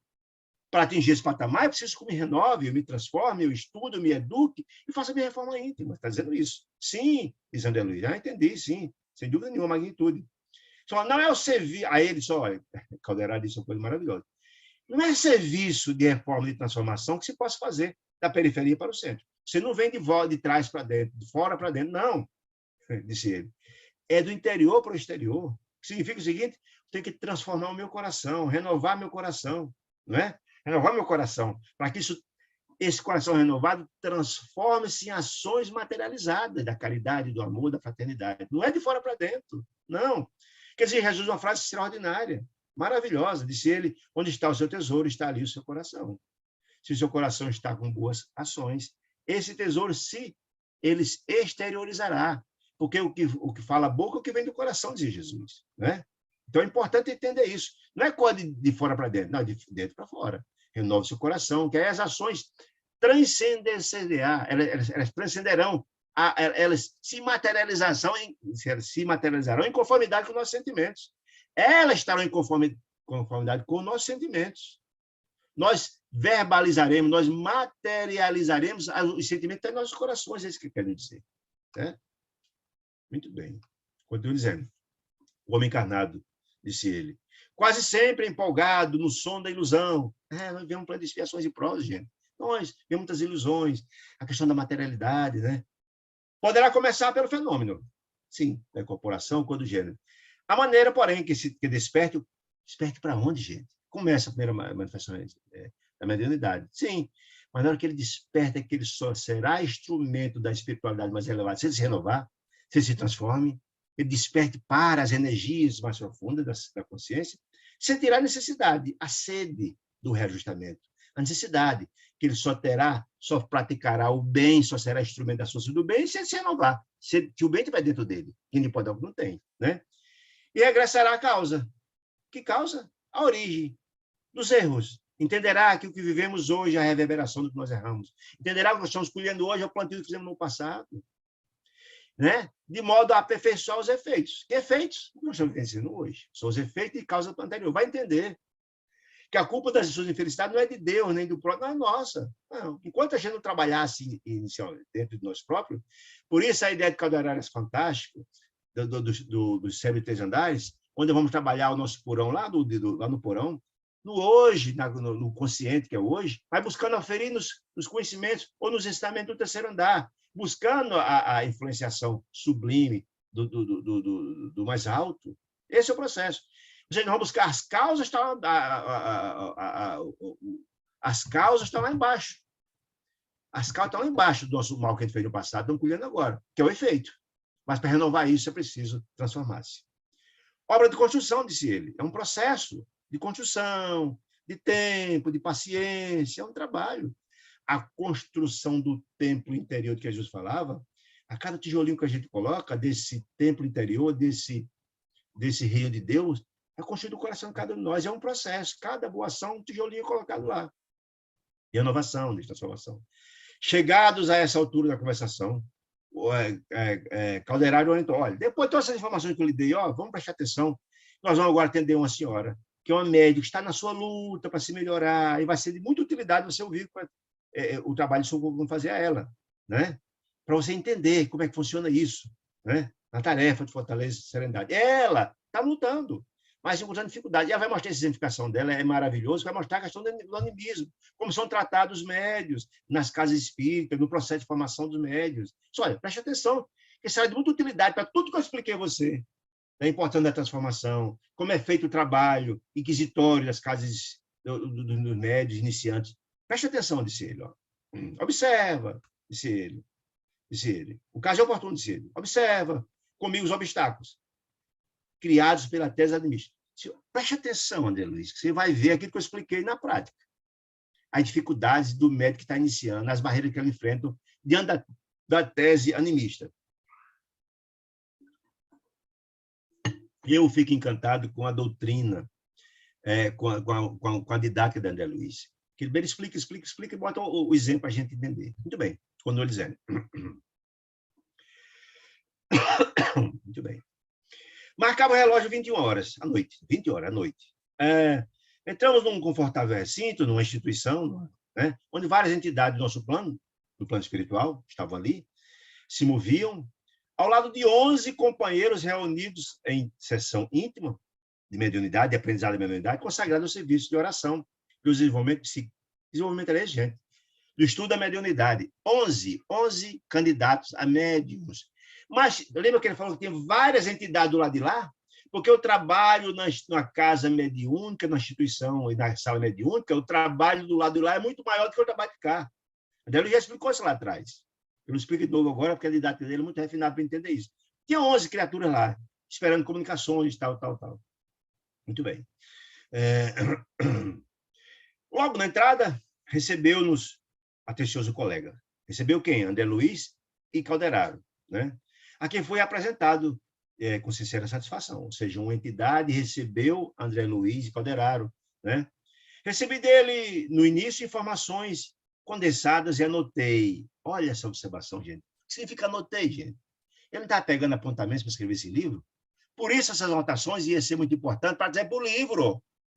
A gente entender aquilo que lá, irmão, eu falava lá atrás. Essa obra não é apenas uma obra de um contato, de uma conversa de Calderaro. Não, ela foi encomendada pelo mundo espiritual. Todas as noções, todos os ensinamentos foram previamente estabelecidos lá atrás. O roteiro. Ele está só trazendo a exemplificação que ele foi buscar no campo do dia a dia. Por isso, anotei as informações que a entidade colocou, do que da situação, dos bastidores, como é que está acontecendo, etc. Anotei contente, disse ele. Foram igualmente médicos. Se aquela entidade que estava lá para se comunicar, que recebeu, foram médicos, como André Luiz, da outra encarnação. Deixaram de experimentar na experiência física, antes de concretizar, velhos planos de assistência fraternal a seus inumeráveis doentes pobres. Ou seja, ele tinha encarnado um objetivo muito nobre de assistir os doentes, ele que foi médico, pobres, miseráveis, sofredores, que tinha a ideia de criar uma instituição para ajudar essas criaturas, mas encarnou antes do tempo, antes disso, né? Muito bem. Guardava o júbilo, ou seja, era jubiloso, estava feliz de ter atingido uma certa consciência tranquila por ter feito o que pôde fazer. Zelava o bem, velava pelo bem, quando lhe era possível, ou seja, fez o bem que era possível fazer quando encarnado. Contudo,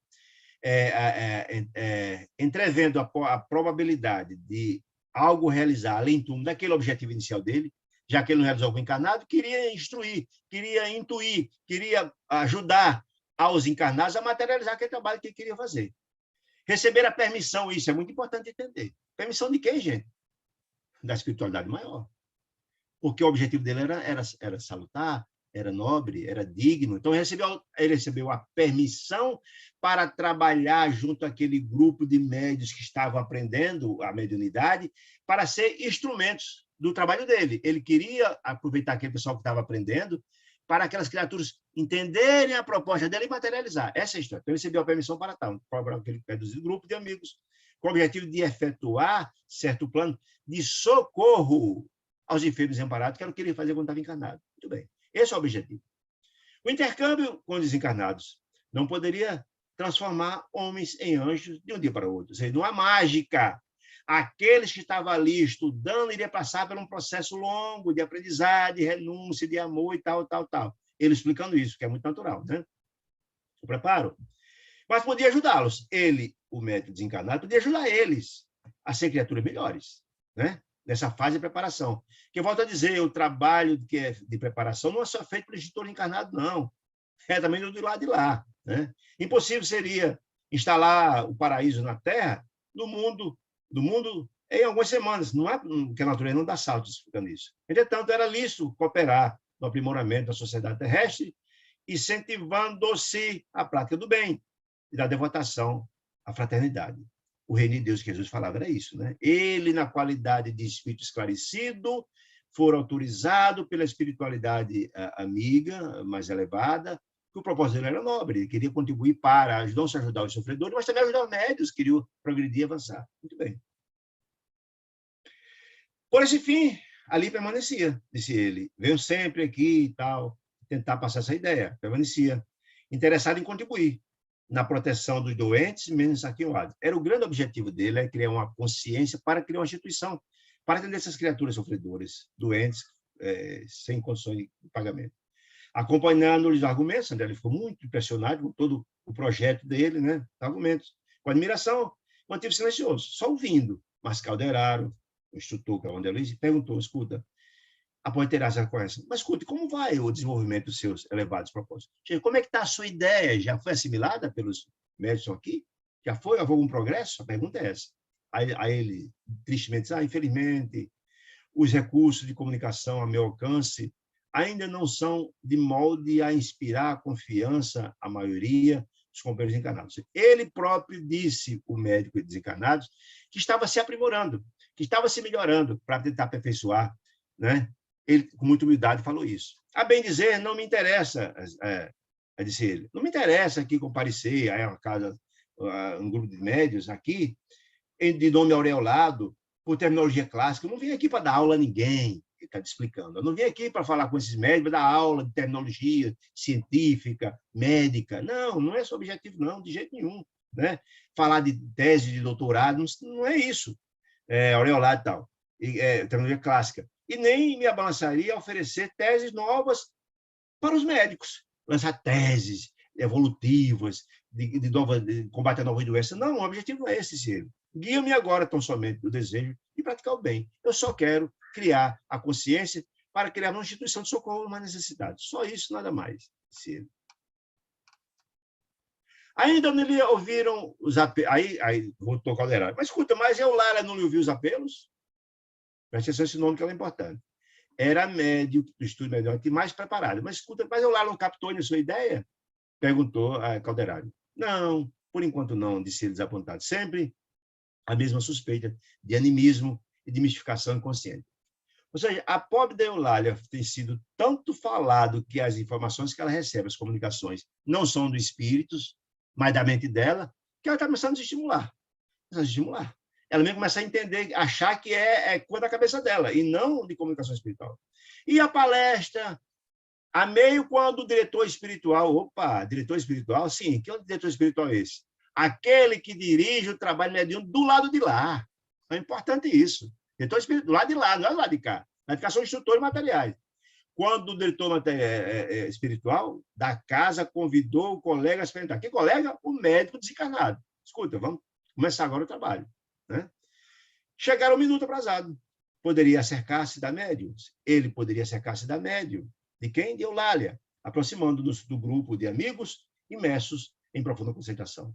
Enquanto o novo conhecido, o médico, se abeirava de uma senhora, que seria Eulália, em porte distinto, certamente ensaiando a transmissão da mensagem que desejava passar na esfera carnal, Calderaro observou e disse a seguinte informação interessante. Repara, meu filho, repara o conjunto. Veja a prática daquilo que eu expliquei a você antes. Veja como será, como as dificuldades serão muitas. Preste atenção, anota aí, diz Calderaro. Já fiz meus apontamentos, ou seja, já escrevi, diz André Luiz. Eu já anotei a anotação para o livro. Ele já pegou os apontamentos que já anotei, mas não observando. Com exceção, disse ele. Lembra que eram 11, lembra? 11 candidatos a médico. Com exceção de 3 pessoas, os demais, em número de 8, guardam atitude favorável. Ou seja, tem 8 que estão concentrados, receptivos, de alguma sorte, mas 3 estão absolutamente ligados. Estão nem aí, disse ele. Analisa a irmã Eulália, disse ele. Sim, todos esses se encontram em posição de médiums, pela passividade que demonstra. Ou seja, os 8 estavam, em tese, se esforçando para. Aí ele só analisa a irmã Eulália, Calderaro falou, analisa a Eulália especialmente. Reconhecerás que o estado receptivo mais adiantado lhe pertence. Daqueles 8, a quem está em mais condições de receber as comunicações do médico desencarnado era Eulália. Observe, disse ele. Dos 8 cooperadores prováveis, é que tem mais condições do tipo, tá, muito bem. No entanto, o nosso amigo médico, o desencarnado, o comunicante, não encontra em sua organização psicofísica, espírito e corpo, os elementos afins perfeitos. Ou seja, ela ainda é um instrumento imperfeito. Ela não está ainda completamente pronta, ela está na luta dela, está se preparando. Mas dos 8, ela estava mais em condições de receber a mensagem, de receber esse amealhando dos dois planos. Mas não está ainda em condições totais, não, ela está na luta dela. Porque a natureza não dá salto, você está iniciando o processo, está lutando para. Nossa colaboradora, disse ele, não se liga a ele quem? Ao método desencarnado, através de todos os seus centros perispirituais. Não, que ainda são frágeis. Nós vimos lá atrás, gente, na obra do Obreiro da Vida Eterna, como é difícil o processo, como é que é feito o trabalho de todo o corpo físico e espiritual, da receptividade, tudo para poder ter condições de psicológico, físico, orgânico, etc, etc, etc. Olha, ela não se liga ainda a ele, todos os seus centros perispirituais. Não está preparado tudo. Ela, nem ela que é mais preparada, não é capaz de elevar-se, olha que informação interessante, elevar-se à mesma frequência de vibração dele, em que se acha o comunicante, não possui suficiente espaço interior para comungar-lhe as ideias e conhecimento, ou seja, ela não tem uma perfeita sintonia com ele ainda. Ela não tem nos seus refolhos da alma ainda as informações, as terminologias, todas capazes de receber uma mensagem científica, por exemplo. Ele vai explicar isso um pouco mais na frente. Muito bem. Cadê, meu Deus? Não lhe observe o entusiasmo, não lhe absorve, está dizendo, ela não absorve ainda o entusiasmo total pela ciência. Ou seja, ela não tem os conhecimentos médicos. A gente já viu isso, gente, como é importante. Normalmente, o médium, a gente imagina que Chico for analfabeto aqui, sim, mas Chico teve muitas encarnações antes, muitas informações ele tinha em seu espírito, animicamente, que trazia no confronto as informações que estavam sendo passadas para ele. Foi um grande sábio no passado, não tenho dúvida. Que isso é importante para buscar no escaninho da alma essas informações, para ele entender até o que está sendo dito, fazer uma conexão, compreender melhor. Muito bem. Não absorve o entusiasmo total da ciência, porque ela não tinha esse conhecimento, por ainda não trazer de outras existências, ou seja, lá, nos escaninhos da alma, nem haver construído na existência atual as necessárias técnicas evolutivas que só o trabalho sentido e vivido lhe pode conferir. Ou seja, era um instrumento que estava sendo preparado. Não estava pronto. Mas era mais preparado dos que estavam ali. Muito bem.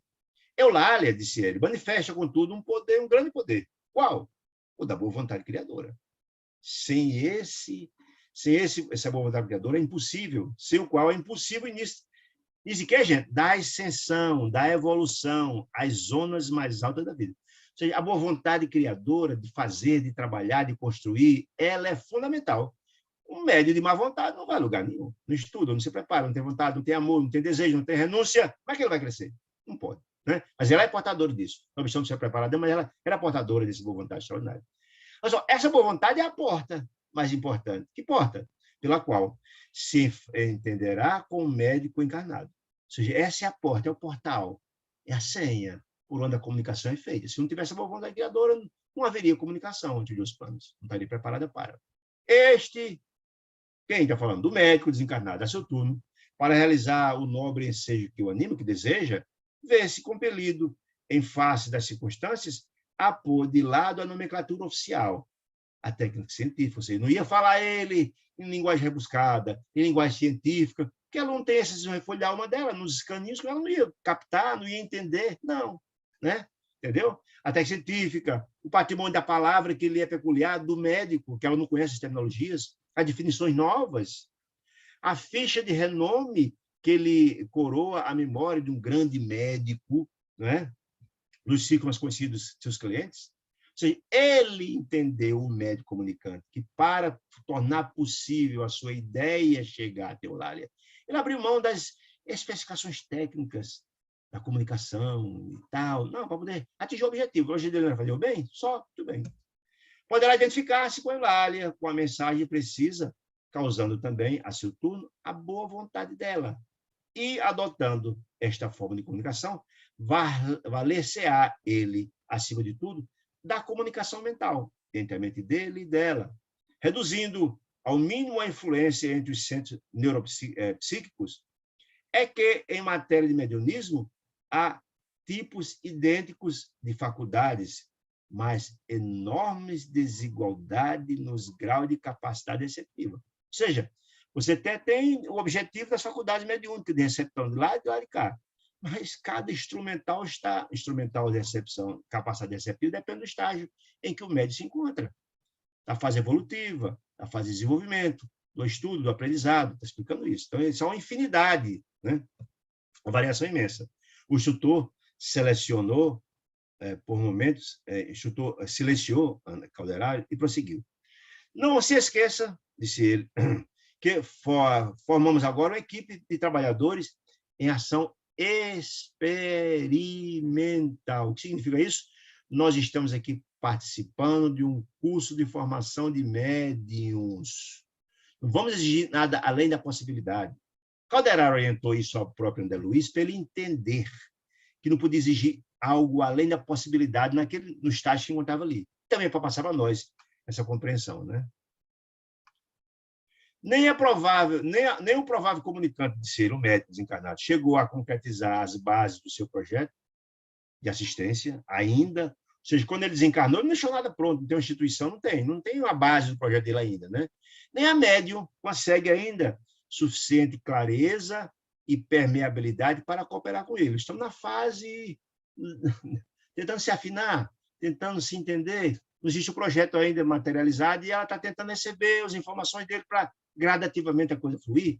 Lembra do projeto lá atrás que eu falei de Joana de Anjos e de Divaldo? O tempo de treinamento até lá na frente chegar a fase de preparação, a conclusão e começar o trabalho efetivamente? Muito bem. Num terreno de afinidades, de atividades definidas, disse ele, quando essas coisas tivessem tudo resolvido, que não é o caso, nesse particular, podemos agir à vontade. O que quer dizer com isso, gente? Se o projeto estivesse em andamento e se a própria média tivesse atingido a capacidade, não, aí a forma seria direta, fluiria muito mais fácil, que explicando. Então, está dizendo que ele, Calderaro e André Luiz, não poderiam se meter naquele processo, é só observar, porque não tem muito o que fazer. São parte do processo de aprendizado. Aqui não, naquele momento. Não, nosso procedimento deve ser de neutralidade mental, de não interferência, para não atrapalhar o processo. Quer dizer isso, né? Compreendendo, pois, que todos os recursos cumprem serem aproveitados no êxito de louvável edificação, disse ele, nenhum de nós intervirá perturbando ou consumindo tempo. Não, deixa o trabalho fluir. É-nos, portanto, permitido, disse ele, analisar a ocorrência, discutir, estudar, pois são a forma de aprender e, ao mesmo tempo, de contribuir de alguma sorte, para não atrapalhar o processo. O momento pertence ao comunicante. A quem comunicante é esse? Ao médico que está precisando comunicar. O momento é dele, que não dispõe de aparelhamento mais perfeito para a transmissão. Que aparelho? Ainda a médium não está completamente preparada para Eulália, né? Muito bem. Nesse instante, como o colega, o médico, né? De pé, junto a Eulália, mantinha-se a mente iluminada, tentando passar a informação, e vibrante, num admirável esforço para derrubar a natural muralha, as barreiras e as dificuldades de um que nem encontrava processo de comunicação entre a nossa esfera, ou seja, entre o mundo espiritual e o campo da matéria densa, da matéria propriamente dita, né? Muito bem. Anota, de novo, Calderaro, anota isso, meu filho, anota isso no seu livro aí que você vai escrever, anota isso, que é importante. A dificuldade do processo. Anota aí as particularidades. Para quê? Para quando a turma lê lá na Terra, que vão trabalhar com a mediunidade, os que vão instruir, os que vão trabalhar, possam entender essas dificuldades e não descartem os médiuns, afirmando a questão anímica. Por isso que ele mandou anotar. Olha que informação interessante. Anota o de serviço, disse Calderaro, com significativa inflexão de voz. Todos os companheiros em posição receptiva, quem? Aqueles 8, lembra? Estão absorvidos na emissão mental do comunicante. Quem? Do médico desencarnado. Todos estão recebendo. Cada qual a seu modo. Sabe por quê? Porque cada um está num estágio. Eulália está no estágio e demais sete estão em estágios distintos. Então, cada um recepciona de uma forma. Porque o instrumental está em estágios diferentes dos outros, uns dos outros. Né? Aí só, repara, disse ele, disse calmamente, isso é Calderaro orientando, repara, preste atenção. Circulei e vi a mesa e vi que os raios de força positiva do mensageiro, do médico, comunicante, efetivamente incidiam sobre as 8 pessoas. Os 8 estavam preparados para receber. Reconheci que o tema central do desejo formulado pelo amigo, ou seja, a ideia e o objetivo do médico comunicante, no tocante ao projeto de assistência aos enfermos, sofredores e tal, alcançaram o cérebro dos que se conservavam em atitude passiva. Quem daqueles 8? Agora, vamos ver como foi a receptividade de cada um deles. A ideia chegou, mas como é que cada um recebeu? Olha que informação interessante. Na tela animada, de concentração das energias mentais, cada irmão recebia o influxo sugestivo que de logo lhes provocara a livre associação dos psicanalistas. Preste atenção. Fixei as particularidades com atenção, André Luiz, fixei. Ao perceber a emissão de força do comunicando, do médico, né, do trabalhador, do bem, um cavalheiro, que era um dos 8, recordou comoventemente paisagem do hospital. É assim que ele recebia. Lembrou, olha, é bacana, havia um hospital, funciona mais ou menos assim. Teve uma lembrança a respeito disso. Mas longe de captar a ideia total, que era a ideia dele. Não. Outro rememorou o exemplo de uma enfermeira bondosa que com ele travava relações. Lembrou do trabalho dela. Quando ele falou da prática do bem, ele lembrou desse trabalho dessa enfermeira. Outro abrigou pensamentos de simpatia com os doentes desamparados, mas não captou a ideia toda. 2 senhoras se lembraram da caridosa missão de São Vicente de Paula, e uma velhinha acudiu à ideia de visitar algumas pessoas encarnadas que lhe eram queridas. Um jovem, estava falando dos 8, né? Um jovem reportou-se em silêncio, anotava as páginas que lera sobre piedade fraternal num livro, né? Para com todos os semelhantes, afastados do equilíbrio físico. Mas disse, esses 8 tinham alguma ideia, cada um recebeu de uma forma. Examinei também as 3 pessoas que se mantinham impermeáveis ao serviço benemérito daquela hora. Ou seja, os camaradas estavam lá estudando a mediunidade, mas não estavam nem aí para o estudo. Só 8 dos 11 estavam ligados, mas esses 3 estavam nem aí. 2 delas estavam tristes por ter havido perdido a sessão de cinema. O que eu estou fazendo aqui? Eu podia estar assistindo o filme, né? E a outra, uma senhora de idade provecta, uma senhorinha, retida na mente lembrança das ocupações de casa, que era importante. Mesmo no ciclo de oração, não tinha a oportunidade de beneficiar-se com a paz, ela estava preocupada com as questões a fazer de casa. Né? Somente Eulália, por isso ela é mais preparada, somente Eulália recebia o apelo do comunicante com nitidez. Ela era mais preparada. Só ela recebeu a ideia de criar uma instituição para trabalhar com necessitados, sofredores que possuem pagar. O demais tinha ideia vaga. Tinha vaga. Um lembrou de um hospital, de um trabalho, de uma pessoa. Só ela captou a ideia em conformidade com o que a entidade queria passar. Sentia-se ao seu lado. O médico sentiu o comunicante ao lado dela. Envolvia-se com seus pensamentos, possuía não só a receptividade, mas também de boa disposição de servir. Ela se colocou a serviço da ideia do médico comunicante. Foi a única dos 8. Depois de alguns minutos, a respectiva preparo de silencioso, a mão da médica começou a funcionar, orientada pelo médico, que estava envolvendo a mensagem, ou pela cooperação, com os estímulos psicofísicos da intermediária, da médium, né? Começou a escrever, começou então a psicografar a mensagem em caracteres de irregularidades, mostrando a dificuldade imensa dos conflitos entre os corpos encarnados e desencarnados, né? Mas empenhados no seu objetivo, a produção de uma obra elevada. Só ela captou essa ideia. Acompanhei a cena com interesse de André Luiz, mas em algum momento se fazia a leitura de um pequeno texto obtido, ou seja, a psicografia aconteceu. Ela foi a única que não teve condições de recepcionar, foi a única que captou a ideia. Os outros tinham ideia vaga.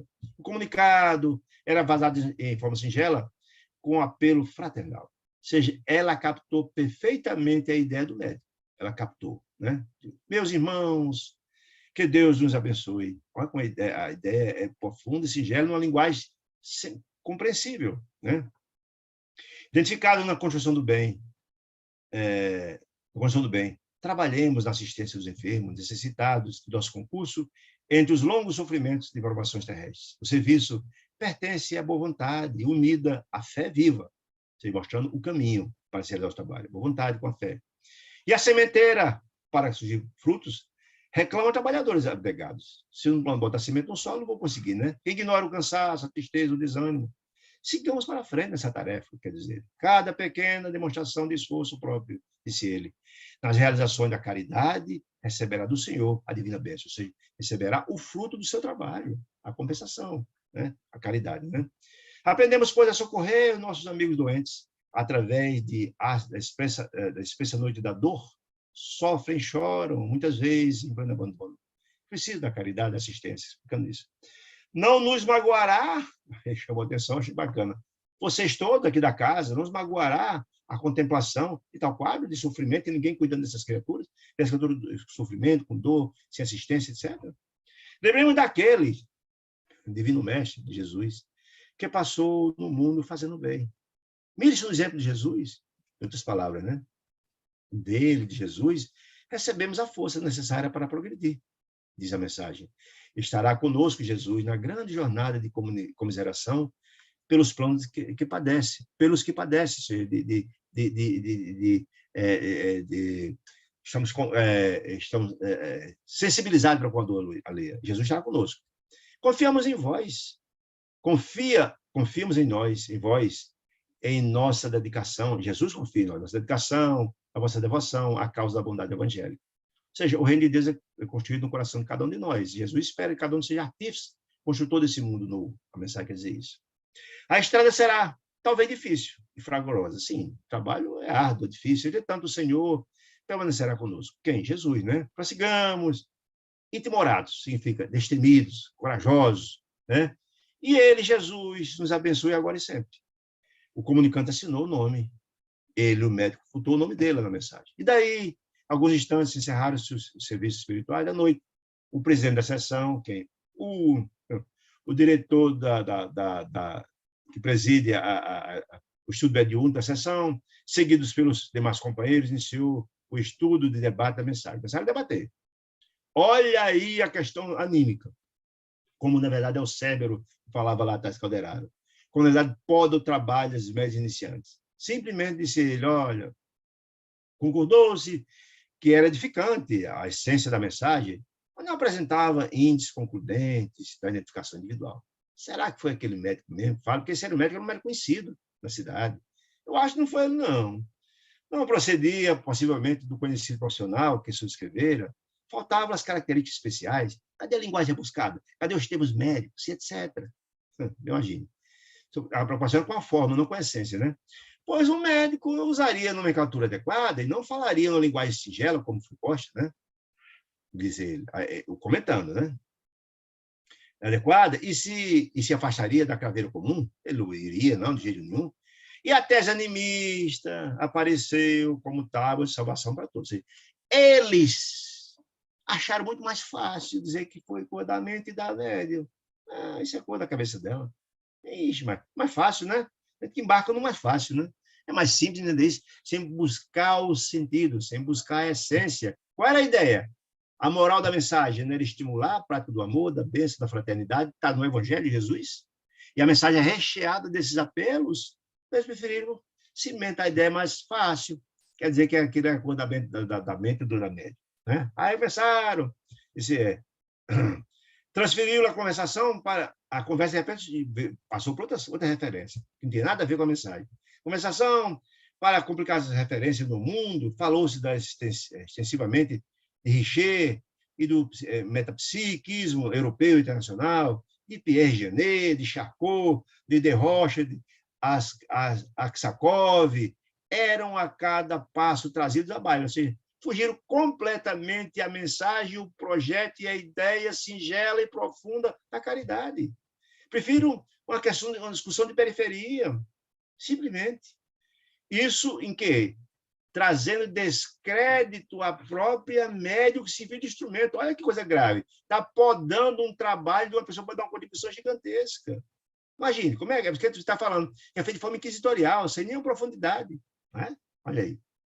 A comunicante, a pobre da nossa amiga, em nosso plano de ação, dirigiu-se, sim, o comunicante, o médico comunicante, Dirigiu-se desapontado a Calderaro e comentou: "Ah, ora essa, jamais desejei despertar semelhante polêmica.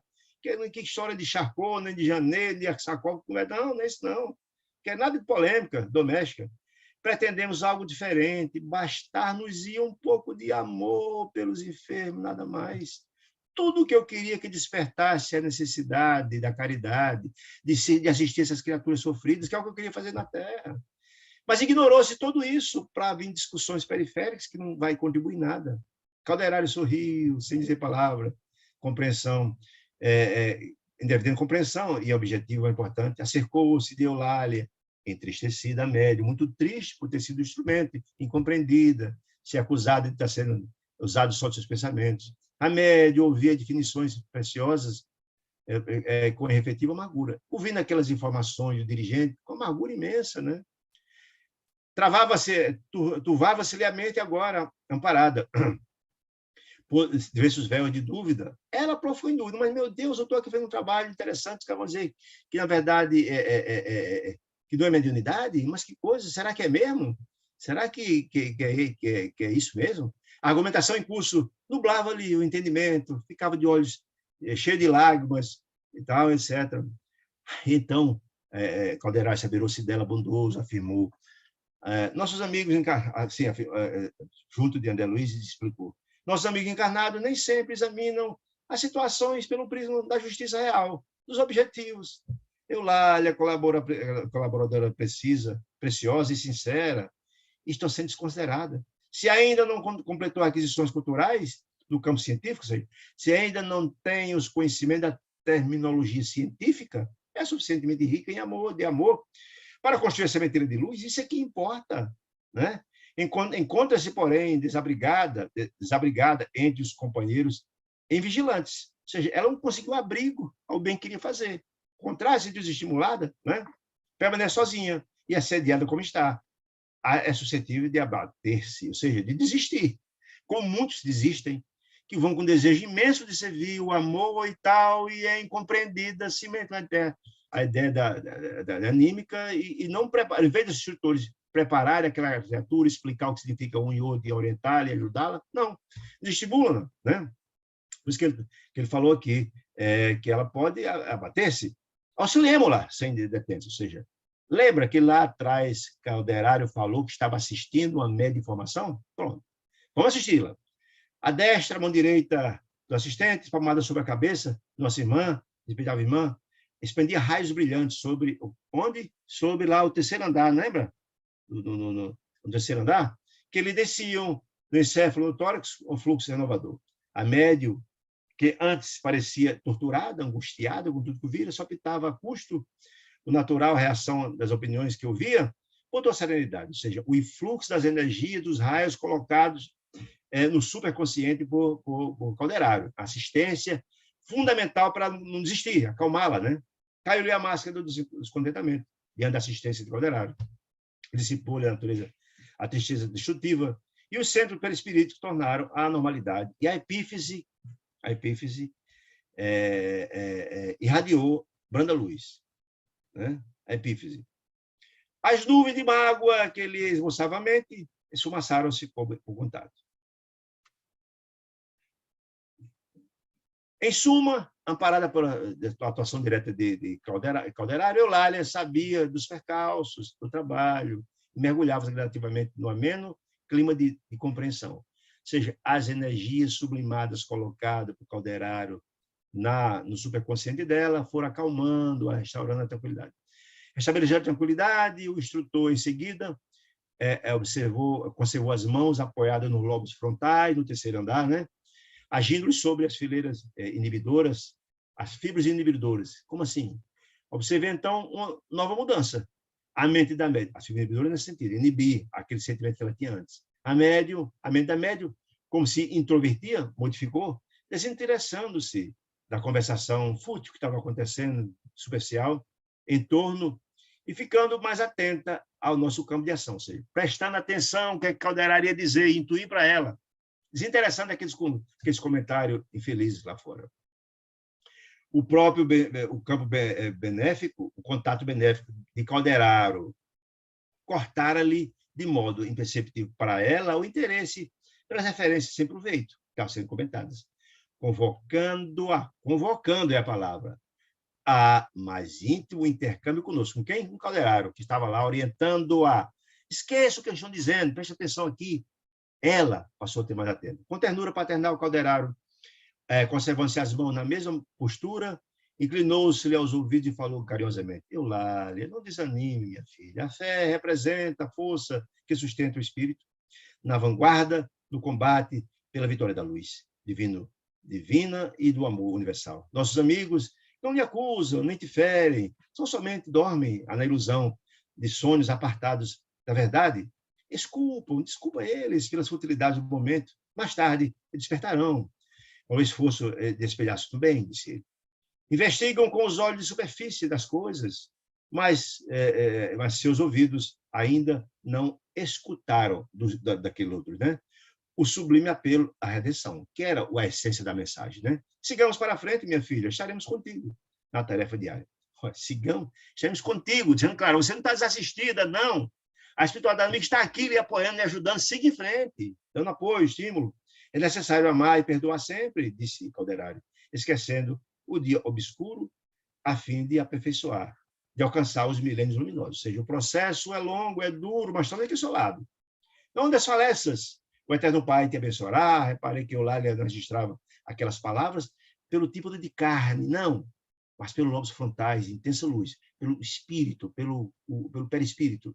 As frases comovedoras do instrutor represavam no cérebro, no coração, que passava com pensamentos sublimes, que ele caiu do céu, saturados de calor, reconfortante e bendito. Sim, depois das orientações de Calderaro, a compreensão chegou a ela. Maravilhoso. Sim, respondia no fundo a devotada colaboradora, não com os lábios, mas em silêncio, na mente dela. Trabalharia até o fim, consciente de que o serviço, na verdade, pertence ao Senhor, a Jesus, e não aos homens. Não, estava a serviço de Jesus. Esqueceria todos os golpes, receberia as objeções dos outros, transformando em auxílios.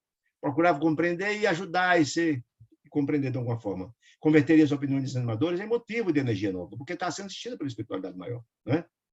Dar-se pressa em reconhecer os seus próprios defeitos e lutar para se melhorar, com franqueza, lutar contra os seus defeitos. E alguém rendendo graças pela oportunidade de corrigi-los. Agradecer a Deus por identificar esses defeitos e lutar para se melhorar. Caminharia para frente. Ser-lhe a mediunidade um campo de trabalho, onde aperfeiçoaria os sentimentos que nutria no campo do desenvolvimento, da elevação, sem cogitar, disse ela, de utensílios para servi-la, né? Que lhe importavam, com efeito, as dificuldades psicográficas que ela tinha e reconhecia. Se lhe pulsava em seu coração o disposto a amar, que era fundamental. Desejo, a vontade de servir o bem. Sim. Ouviria sugestões do bem, antes de tudo. Que sugestão é essa? Aquela que Calderaro estava lá no vidinho dela passando informações. Desconsideraria as informações de fora, aquelas estimulantes? Não. Ouviria os emissários de Deus. Isso é que é importante. Seria fiel a Deus e a si mesmo. Se os companheiros humanos não a compreendessem, não entendessem, não lhe restava o conforto de ser compreendida pelos amigos da vida espiritual. Se ele está sendo ajudado pelos emissários de Deus, o que mais ela precisava? Ao termo da experiência terrestre, havia suficiente luz para todo mundo, cumpriria crer, trabalhar, amar, esperar o divino Senhor. Calderaro retirou as mãos, deixou-a livre, aproximando de mim, disse: a nossa irmã conciliada, louvado seja Deus. Observando os lobos frontais, André Luiz, da médium, tão revestido de luminosidade, fiz de sentir a Calderaro minha admiração pelo trabalho maravilhoso que feito. Então, Calderaro, amigo, se o teu amigo não se esquivando das esclarecimentos, olha, eu lá, nesse instante, fixa momentaneamente na região mais alta, onde no terceiro andar, né? Que ele é possível. Recolhe-se calma ao santuário mais íntimo, de modo a compreender, a desculpar com proveito. Em cada região cerebral, concluiu. Os lobos frontais, ou terceiro andar, André, os lobos frontais, exteriorização fisiológica de centros perispirídicos importantes, ou seja, lá nos lobos frontais, é a exteriorização dos centros de força mais importantes. Repousam milhões de células e à espera para funcionar do esforço humano do setor de espiritualização. Ou seja, lá são preparadas. Essas células estão lá, esperando o despertar. Nenhum homem, disse ele, olha que informação importante, nenhum homem dos mais arrojados pensadores da humanidade, desde o passado até os nossos dias, logrou jamais utilizá-la na 10ª parte dessas possibilidades. Imagina, há um potencial imenso em germe para despertar. Nenhum homem atingiu 10%. Vê o potencial que todos nós temos. Porque Jesus fala que nós somos Deus, somos em potencial. Esse despertar para a iluminação, né? São forças de um campo virgem que a alma conquistará, não somente em continuidade evolutiva, senão também a golpes de autoeducação, de esforço de transformação, de aprimoramento moral, de elevação sublime. Tal serviço, meu amigo, só a fé vigorosa, o desejo reveladora podem setar como indispensável lâmpada vanguardeira no progresso individual. Meus amigos, quanta informação extraordinária. Eu corri, até me peço desculpa por ter corrido, porque é muita informação. Se tiver alguma dúvida, estou aqui aberto a perguntas. Se não, queria agradecer a companhia magnífica e carinhosa de cada um de vocês. Fique com Deus, tenha uma semana de muita paz. Deus abençoe a todos. Boa noite.